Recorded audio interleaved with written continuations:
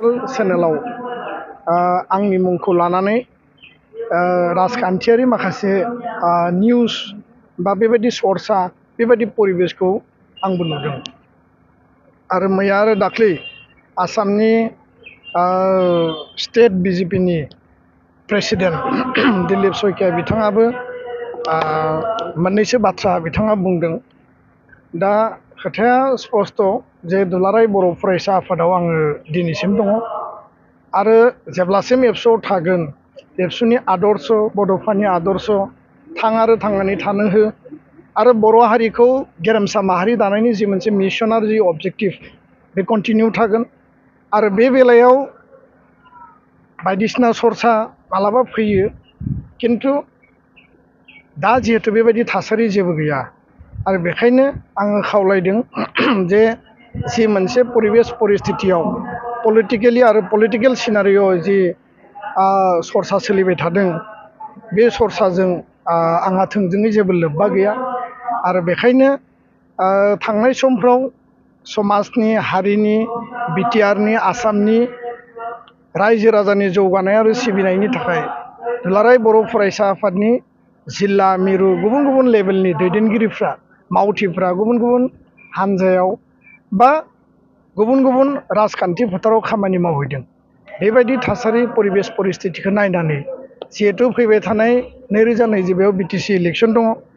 2026आव जिहेतु आसाम बिधान सभानि इलेक्सन दङ बे बिटिसि आरो बिधान सभानि इलेक्सनखौ नोजोर बोनानै माखासे सर्सा माखासे परिबेस परिस्थिति बा सम्भावनाखौ मेडियायाव बेबायदि आल'सना खालामनाया सोलिबाय थादों। आं बेखायनो खावलायदों जे जिखिनि बेयाव आल'सना सम्भाबना बा परिबेस जाबाय बेखिनिया थोजासे बेनिख्रुइ आरो बांसिन बेबायदि सर्सा खालामनांगौ दङ होननानै आं सानाखै आरो गोबाङा गोबां बाथ्रा बुंगोन माखासे वेल विजारा माखासे खोथा बुंगोन आरो बेखायनो माहारियारि आफादाव थानानै माहारिबाद माहारिनि थांना थानाय माहारिनि रैखाथि माहारिनि सिनायथि जातीयताबाद जाति सत्ताखौ लानानै जेब्लायबो जि समसिम आङो हाबा मावगोन बेबायदि राजखान्थि परिबेस परिस्थितिखौ लानानै आङो जेबो सानथ'वाखै आरो साननांगौ गैया होननानै आं सानदों। उननि समाव मा जायो उननि समाव मा थांखि लायो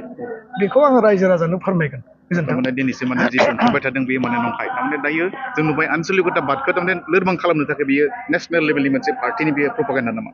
बायदिसिना लेभेलाव बेफोर सर्साया सोलियो सर्साखौ खालामनायाव आङो खावलायनोल'सो हायो आरो रावखौबो आङो खुगाखौ मुथिनानै बन्द' खालामनो हाया। दा आं खावलायदों जे बेबायदि सर्साखौ दा खालाम खारन आं माहारियारि आफादाव दङ। दा बेखायनो आङो नंखाय होननानैबो बुङा आरो सैथो होननानैबो बुङा बेबायदि परिबेस परिस्थिति सर्साया गुबुन गुबुन समाव सोलियो गोबां परिबेस परिस्थितिखौ लानानै जायो जाहाथे बे सर्साफोरखौ आरो जाहाथे माने खालामथ'नाङा बेखौसो आं खावलायदों आरो जेब्लासिम आं एबसुआव दङ एबसुनि हाबा मावलांगोन एबसुनि आदर्शखौ लानानै हाबा मावलांगोन बेखिनि खोथाखौनो आं फोरमायबाय। गोजोन्थों।